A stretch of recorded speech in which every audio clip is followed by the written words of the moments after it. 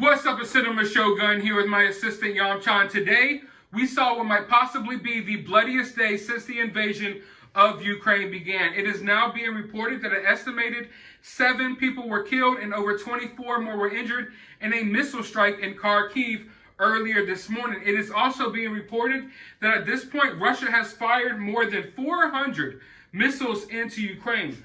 But the scariest part of that news is that one of the buildings that was struck by missile fire from Russia today was the Slovenia Consulate building. Now, it is unclear if Putin intentionally targeted this building, but what is clear is that the people of Slovenia are completely pissed off, and they are now vowing that there will be consequences against the Russian forces for this missile strike. And I want you all to remember that Slovenia is a part of NATO.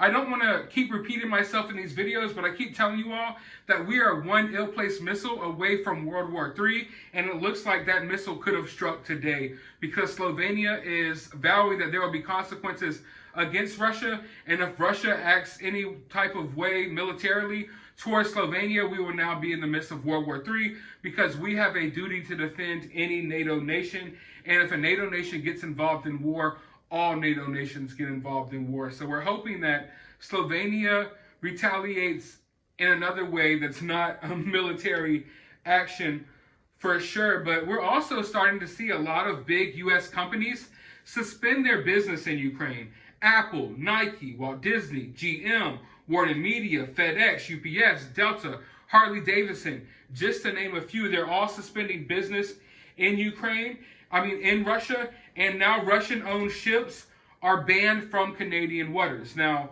to some people, these measures might sound like a good idea, all of these different sanctions that we're putting on Russia, but in the long run, I fear it will make them maybe more powerful and more erratic, because what you don't want to do is you don't want to completely close off a nation and make them completely independent. A lot of what keeps world leaders in check is the threat of these different sanctions that will come to their country if they, start a war or invade someone, you name it. They know that if they take these military actions, that they might have their gas lines cut off. They might have their access to certain systems, worldwide systems cut off, you name it. So in these situations, when you're putting all these sanctions on Russia, you're driving them to be more of an isolated state, kind of like what we see with North Korea. And when a country becomes totally independent, they become way more reckless and way more dangerous because now they no longer have to worry about consequences from their actions. They no longer have to worry about sanctions because you can't sanction an independent country that's not depending on anyone else for anything. So the further we drive Russia to becoming an independent country, totally independent from all of these different supplies that we're sending them and things of that nature, the more dangerous they can become and the more erratic they can become. They no longer have to worry about certain consequences, and that can make them act more irrationally. Speaking of banks, we also got the news that the World Bank is set to grant Ukraine a $3 billion aid package. So we're continuing to see tons and tons of money and weapons shipped into Ukraine, but a lot of the information we're getting out of Ukraine has been kind of iffy. It's kind of been suspect. We're not sure what to believe because this is a lot of war propaganda being spread around. So I've been reporting to you all these various numbers that have been provided by the Ukrainian Defense Ministry as to how many casualties there have been, like how many Russian soldiers they have killed. But as of yet, none of these claims have been verified. The Biden administration is refused to discuss any of these casualty figures publicly, and one American military official put the Russian losses as of Monday at an estimate of 2,000 soldiers lost in Ukraine. Now, Ukraine is claiming 5,710 soldiers were killed. I've been telling you all that number is probably inflated because it's in their best interest to make it look like they're doing better than what they are. But this military official in America is claiming that there's only 2,000 Russian soldiers killed.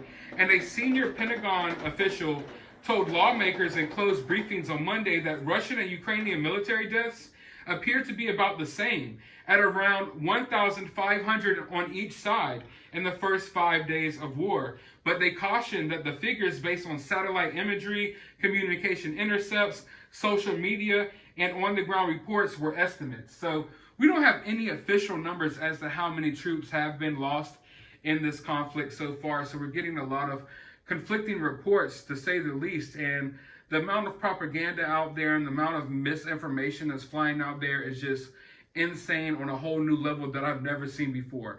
I thought I've encountered propaganda before, but I was not ready for what I was getting myself into with this one. As I keep telling you all, it seems like we are inching closer and closer to the doorstep of World War III, but I think it is important that we don't let fear guide us, we don't let fear control us. Cooler, calmer heads will always prevail, because we know how these governments work. It doesn't matter where you live. They use fear to control you. And I am scared that this crisis can be turned into another one of those situations that they use to implement new rules, new laws, and to take our rights away because we're scared. Throughout history, Americans always sign away their rights when they're scared for protection. Think of 9/11. Think of all the different rights that we lost after 9/11. And we signed those rights away because we were scared and we wanted to be protected.